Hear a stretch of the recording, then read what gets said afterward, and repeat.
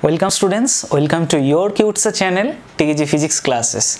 So students, today we will discuss that Newton laws of motion. Among Newton's three laws of motion, Newton's second law is the real law of motion. How we can prove it? If we prove that Newton's first law is contained in the Newton's second law, similarly, if we prove that Newton's third law is also contained in the Newton's second law, then we can easily say that Newton's second law is the fundamental law of motion. That is, Newton's second law is the real law of motion.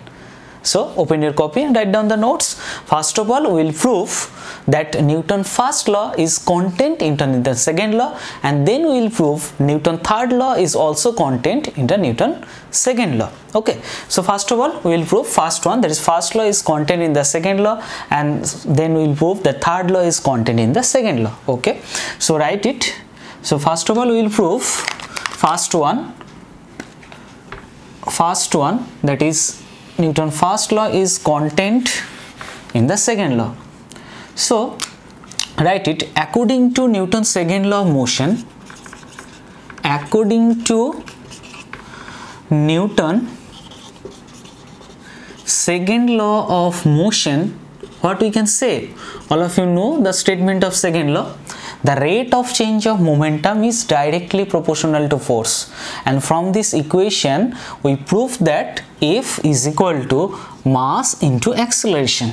Force is equal to mass into acceleration. You can write in vector form. Force is a vector quantity and A is a vector quantity. Now if there is no external force, so F will be 0. If no external force,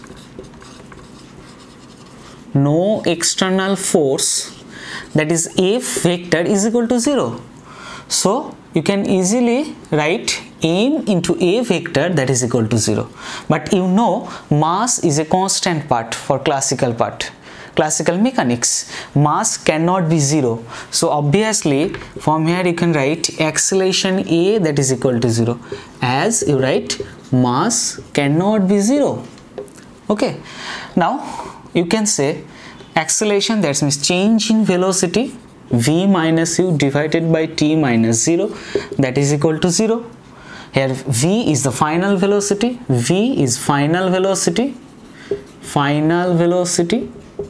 and u is the initial velocity. And at time t is equal to 0, initial velocity u, so here time 0, and at time t final velocity v. So from here you can write v minus u, that is equal to 0, and you can write v is exactly equal to u. This is our equation, and this is another equation. Now you just observe. If there is no external force, we prove that the acceleration of that body, that is 0, and acceleration of that body, that means a body which is under rest will remains rest, and a body which is under motion will remains a state of uniform motion. Why uniform? You see, v is exactly equal to u. That means final velocity is equal to initial velocity. So velocity remains same. So we can say that the body is in uniform motion. So from this equation and this equation we can write a body is under rest, will remains state of rest as A is equal to 0, and a body which is under motion, will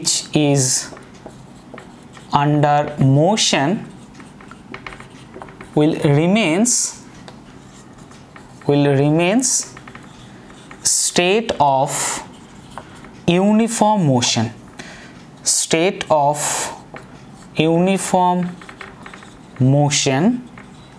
in a straight line. So this proves the Newton's first law of motion. All of you know Newton's first law of motion. That is, when there is no external force applied on a body which is under rest will remain rest, and a body which is under motion will remain state of uniform motion. And we prove this one.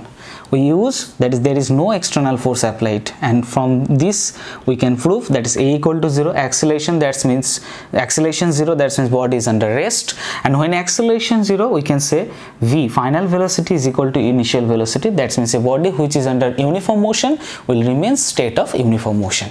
So from this we can conclude that Newton's first law, so Newton's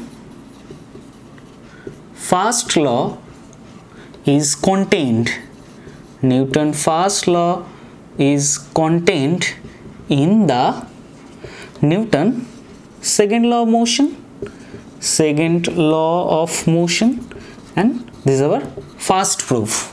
Okay, so we already proved this one, that the first law is contained in the second law, that is, the second law is the fundamental. In second law, with the help of second law, we can prove first law. Now we will prove Newton's third law is also contained in the second law. Okay, you can take a screenshot.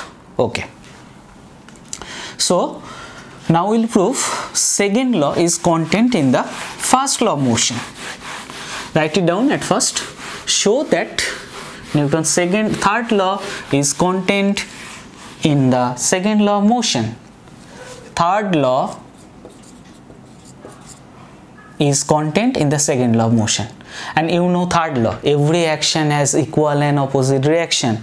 That means you can say for two bodies 1 and 2, if 1 2 is exactly equal to F 2 1, we will prove this one with the help of second law. Now you just use, we consider 2, write it, we consider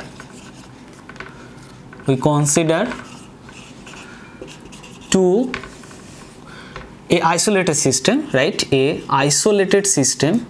You know the meaning of isolated system? That is, systems doesn't change with the effect of external parameter. Isolated system of two bodies A and B. Now write it, FAB, that is the force exerted on A by B, by body B. Okay, and you write PA is the momentum of body A. Similarly, you write FBA. So what is the value, what is the meaning of FBA? FBA is the force exerted on B, first one, on B by A, and FB is the momentum of body B. Okay, now you use Newton's second law of motion. According to second law of motion, the force is equal to rate of change of momentum of that body. So write it, according to second law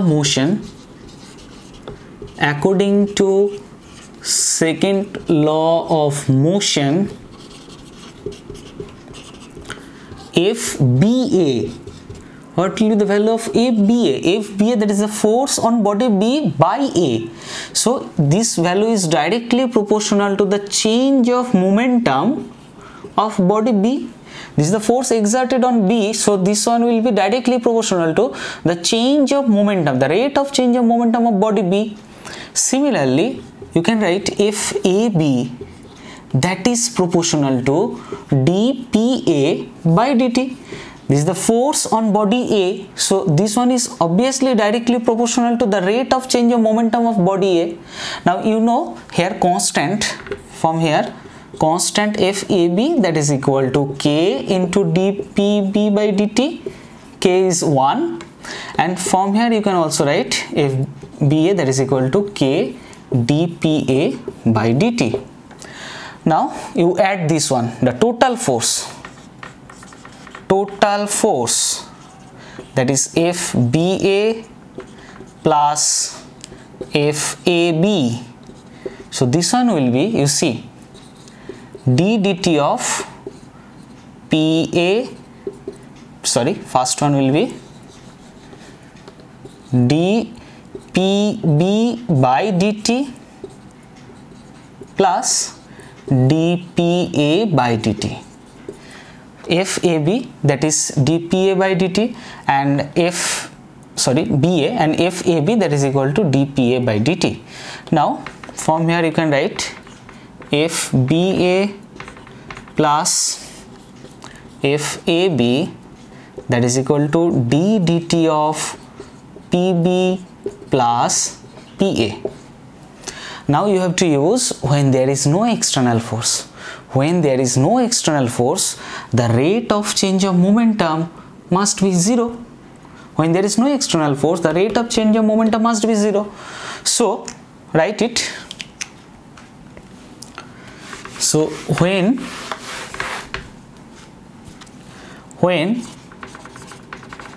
no external force,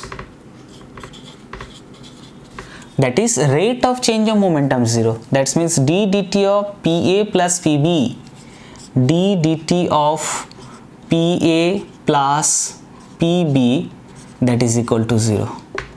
And when d dt of PA plus PB is 0, that means FBA plus FAB is equal to 0. So FBA plus FAB, that is equal to 0. From here you can say FBA, or you can write this one, sorry, FAB, that is equal to minus of FBA. You see, every action has equal and opposite reaction. If FAB is named as action, then FBA is named as reaction, and this is the Newton's third law of motion. So from this equation we can say Newton's third law of motion is contained in Newton's second law of motion. So write it. So we can write, this is nothing but third law of motion. So we can write Newton third law of motion, third law of motion is contained in Newton's second law of motion. So we already proved that Newton's first law of motion is contained in Newton's second law of motion, and now we prove that Newton's third law of motion is also contained in the Newton's second law of motion. So what is the conclusion? Newton's second law of motion is the fundamental law. Newton's second law of motion is the real law of motion. So write it. So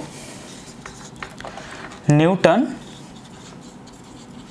second law of motion is real law of motion, real law of motion, and this is our today class. Okay, so I think this part is clear to all of you. Today I'm ending here. Meet you in next class. Bye bye.